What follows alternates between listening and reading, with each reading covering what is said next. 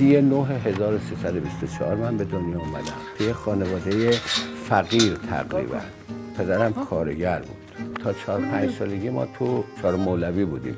از 12 سالگی من رفتم تو رشته کشتی. خدا روحش رو شاد کنه. مربی ما اولین مدال آور کشتی ایران حسن سعدیان بود. قهرمان آموزشگاه‌های منطقه‌مون شدم. قهرمان آموزشگاه‌های تهران شدم. قهرمان آموزشگاه ایران شدم. تو کارگرای ایران اول شدم. تو تیم ملی همیشه پوان خراب کن بودم.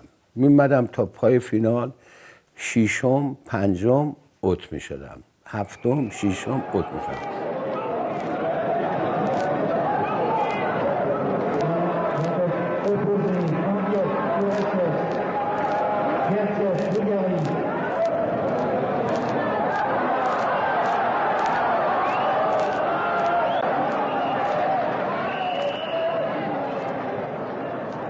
دیگه بهمن اینجا یخ میزنه، انقدر برف میاد دیگه هم نمیتونم با جیپم با کمکش سر میخوره، ممکنه سر بخوره. خطرناکه سر این پیش میشه. 2 روز میایم تهران، حقوقمون رو میگیریم، به بچه ها سر میزنیم. اگر کاری داشته باشیم به خواهری برادری کسی، نمیتونم تهران زندگی کنم. میدونی تهران نفسم میگیره.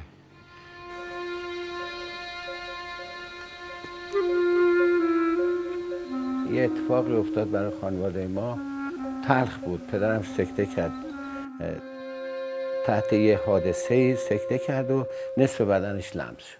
من افتادم تو بازار کار.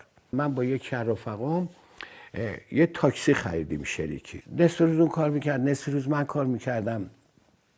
خرجمون رو در میآوردیم. اینا گفتن که این صحیح نیست و به ما جون در نمیاد و این دیپلمش گرفته، چرا باید این کار بکنه؟ با مادرمون و اینا مشورت کرد بیا تو بازار، تو رشته فروش فرش، معامله فرش.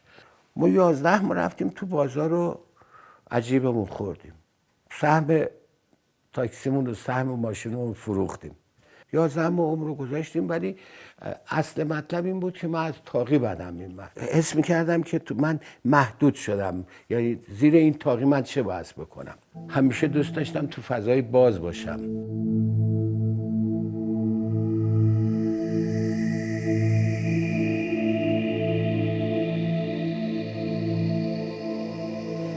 دفعه تو قهوه‌خونه نشسته بودیم، یکی از رفقای ما افسر نیروی هوایی بود، اومد دید من ناراحتم، گفتش که داشت از خدشته. گفتم که آره من اینا برداشتن بردن 11 ما، نه حقوقی نه مستعمره نه هیچی، فقط بیاد تو بازار. گفت بیا برو خلبانی. گفتم ولی خلبانی که درس داره. گفت نه بابا خدا پدرتو بیامرزه، یه فرمون داره مثل باتوم میمونه، اینو بکشی بالا میره بالا، بدی پایین میره پایین، این ور بدی درس نداره، بیا برو خلبانی. گفتم علی مگه میشه درس نداشته باشه؟ گفت خیلی خوب. ما یه عکس انداخته بودیم، اون عکاسی محلمون گذاشته بود پشت شیشه، رفته بود به عکاسی محل گفته بود اینو ازدیاد کن، زیاد کن، یه 24 تا از این بگیر. گرفته بود اومده بود در خونه ما، به مادر من گفته بود شناسنامه داش اصغر رو بده من. گفت تو چیکارش داری؟ گفت تو خودش سر کوچه وایساده فرستاده شناسنامه ما رو هم گرفته بود بدونی که ما خبر داشته باشیم. رفته بود مرکز آموزش‌های نیروی هوایی، اسم ما رو نوشت. یهو چشم وا کردیم دیدیم که ما تو دانشکده خلبانی هستیم.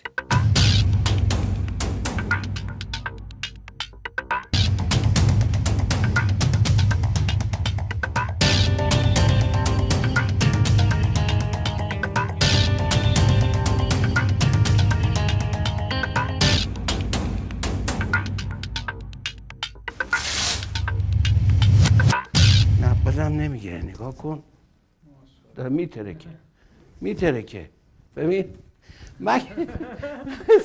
نگی. معلم خلبان قلعه مرغی من سروان فکوری بود که شد سرهنگ فکوری فرمانده نیرو هوایی. این ترک بود، صداش هم کلوف بود. اومدیم بریم پرواز، اولین روز پرواز درسای زمینی رو خوندیم. برگشت گفتش که دانشجو تا حالا پرواز کردی؟ گفتم خیر جناب سروان. گفت هواپیما گلایدر نپریدی تو دوشان تپه؟ گفتم خیر جناب سروان. گفت با هواپیما مسافرت کردی تا حالا پسرم؟ گفتم خیر جناب سروان. گفت اصلا هواپیما میدونی چیه؟ گفتم بله این هواپیما اینا چیه. اومدیم نشستیم تو هواپیما، تماس گرفت و دست گازا رو وا کرد و حالا من دارم، هواپیما داره میدوه رو زمین، من حواسم به پرواز نیست، دارم به زمین نگاه میکنم. از زمین بلند شد ناخودآگاه گفتم آخ جون. هواپیما کنده شد از زمین. گفت آخسون یعنی چی دانشجو؟ یعنی خوشت اومد؟ گفتم خیلی خوشم اومد، خیلی خوبه جناب سروان. گفت دوست داری پرواز کنی؟ گفتم که آره. مگه میتونم الان پرواز کنم؟ گفت آره بگیر این یوکو منتها خیلی آرام، خیلی آرام. اگه میخواد بره بالا یهو نپری از پله نبردون، یه سانت بکشش جلو به طرف خوده. اگه میخواد بره دست چپ خیلی آروم 2 سانت بده دست چپ، خودش میره. خودت بگیر تو پرواز کن. من گرفتم همینی که این گفت، خیلی آروم دیدم هواپیما رفت. گفت آفرین آفرین آفرین، حالا همینجوری گردش به چپ کن ببینم، همونجوری که بهت گفتم. یهو نه آفرین آفرین آفرین، حالا گردش به راست، حالا یه خورده تندتر برو، بیشتر بپیچون بیشتر بپیچون، اینجوری گفت نزنی ما رو زمین داره میریم پایین. گفت ببین اگه بیشتر بری این سنگینی هواپیما میبرد تو زمین. گرفت خودش تو برو. من هیچ وقت این خاطره رو یادم نمیره. اولین دقیقه پرواز هواپیما رو داد دست ما.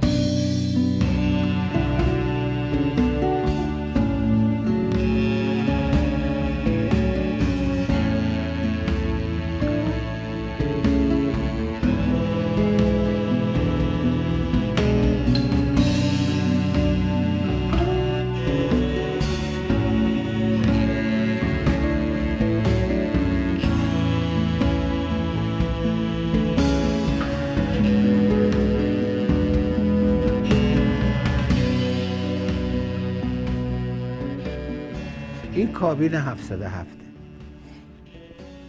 این منم و این که دوستم.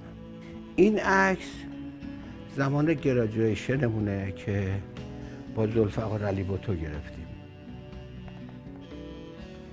اینم زمانیه که من درجه گرفتم، در دوره دانشجوییم تموم شد تو پاکستان.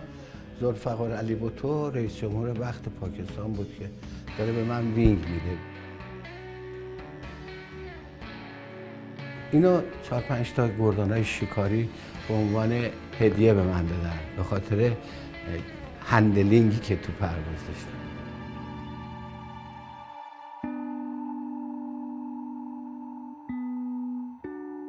خیلی سخت میگیرن. چشمم باید 20-20 باشه، 10 نه 20-20، یعنی دقیق تر از 10.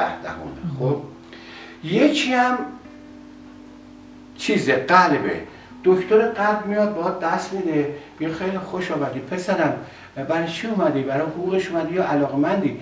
بیا بیا بیا بیا بیا بشین چای بخور. همم میدونن همم علی آقا اینو حاج حسین آقا همه میدونن، ولی گیجت میکنه. خب این اتاقی رو که این دکتر توش هست، نقاط مختلفش 4 تا چیز داره، جک داره.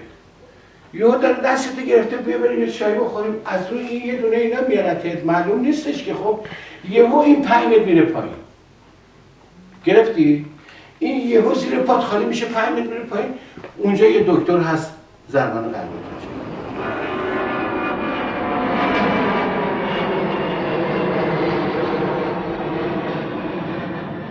یکی از پروازها که خلبانش هم خود آقای مطلق بودن، قرار بود از شیراز هواپیما بره بوشهر، پرسنل رو سوار کنه بیاد تهران.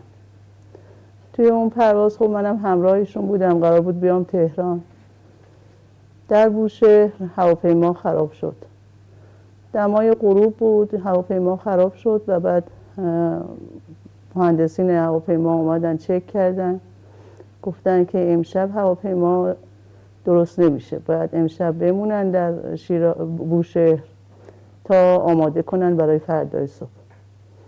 مسافرهای هواپیما رفتن مهمانسرا اتاق گرفتن، بعد آقای مطلق که رفتن اتاق بگیرن برای استراحت، گفتن که چون خانم شما چادری هست در مهمانسرا به شما اتاق نمیدن. خانومم اولین و آخرین زنی بود که تو شیراز چادری بود، زمان شاه رو عرض میکنم. خب حالا از ایشونم بپرسید براتون میگه. جو خوبی نبود برای کسی که میخواست دینش رو حفظ کنه، حجابش رو حفظ کنه. امروز عروس خانم آوردیم تو شیراز، من غروب که شد اومدم برم فروشگاه ها رو نشونش بدم، اومدم از تو بولوار 2-3 تا بچه ها منو دیدن، رفقام. فردا صبح فرموندم اون منو خواست.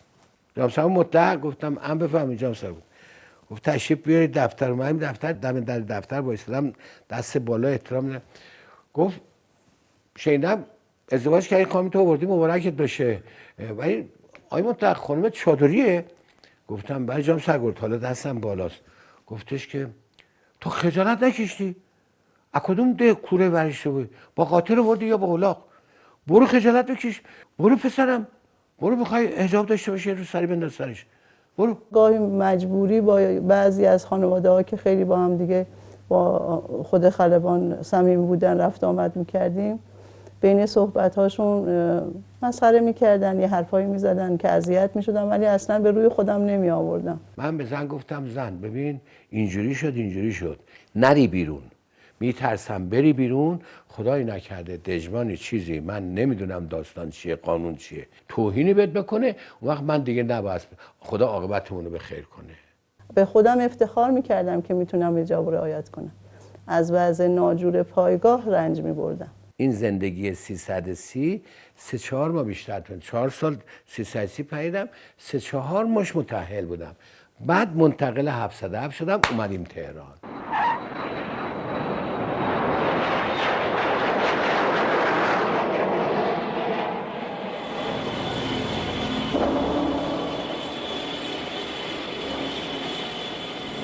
این هواپیما 707 این هواپیما افور میاد زیر بالش وای میسه، از اینجا یه لوله در میاد که اون لوله الان افتاده، خب میاد تو باک افور کیپ میشه، از سر بالاش هم F14 میاد بنزین میگیره.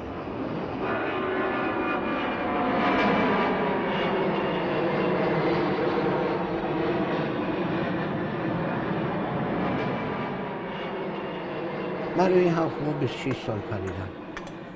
این هواپیمایی بود که تا بازنشستگی من با این هواپیما پریدم. این همون T37، این چیز T33، این هم همون T33، ماکتش اونجا هست. همچین شدیم 1 سال تو 707 خلبان 2 شدیم، خوردیم به قائله خودمون، انقلاب خودمون.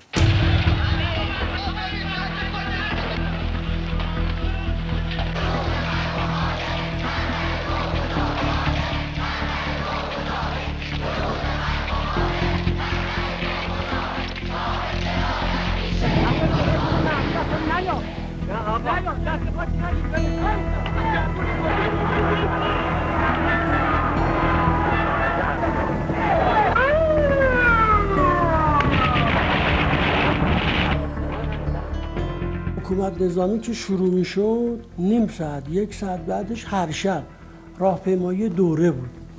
هر شب به سمت یک محله، به سمت یک خیابون، جمعیت زیاد. خب اونجا تانک مستقر بود. بچه‌ها میرفتن از تانک میرفتن بالا، چای میدادن به سربازا، میوه بهشون میدادن، پذیرایی میکردن، خسته نباشید میگفتن. اصلا حکومت نظامی به کار نبود. فقط ارتش مستقر شده بود که دستور اطاعت کرده باشه. یعنی همه چیز در اختیار مردم بود، ارتش هم در اختیار مردم بود. اینی که شما میگه ارتش هم بود، ارتش توشون زیاد بود. حاج حسین آقا منتها تکروی میکردن، یعنی انسجام نداشتن بچه‌های ارتش. چرا؟ برای ضد اطلاعات میترسیدیم، همه از هم میترسیدیم. مثلا من میرفتم تو خیابون یا میدم درجدارامون، بچه‌های خودمون، هوافرا، اعلامیه‌ای که مردم زدن کنار خیابون با لباس شخصی دارن میخونن.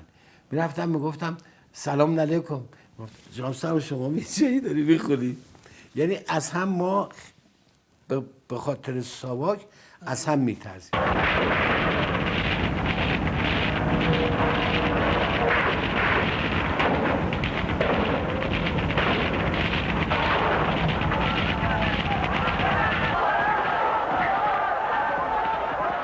ما تقریبا قبل از انقلاب بود. من داشتم با معزی پرواز میکردم از منطقه جنوب به طرف تهران. ماموریتمون تموم شده بود، بنزین بدیم به طرف تهران. اومدیم تو هواپیما برگشت گفتش که آقای مطلق این مردمی که دارن تظاهرات میکنن چی میگن؟ گفتم که جناب سرنگ اینا میگن اعلیحضرت بس بره. گفت شما چی میگی؟ گفتم والا من نمیدونم چی بگم، بس چی بگم. گفت ببینم من از شما سوال میکنم آیا اقوام شما تو این تظاهرات هستن؟ گفتم جناب سرنگ والا همه خواهر مادر ما هستن، ما خانم بچه هم هستن، ما بچه‌مون رو میگیریم تو بغلمون تو پیاده رو میریم. اومدیم تو اداره نشستیم، اون رفت تو دفترش، ما رفتیم تو باشگاه نشستیم. بعد یه چند دقیقه آیفون زد جناب صاحب مطلق بله تشریف بیارید دفتر من. رفتم گفتش که کتاب استثمار دکتر علی شریعتی رو برای من میتونی جور کنی؟ گفتم آره جناب صاحب چند تاشو میخوای؟ گفت هر چند تاشو بیاری احتیاج دارم، من نمیتونم برم جلو دانشگاه، میشناسن منو یه موقعی. از اونجا ارتباط ما با معزی صفر شد.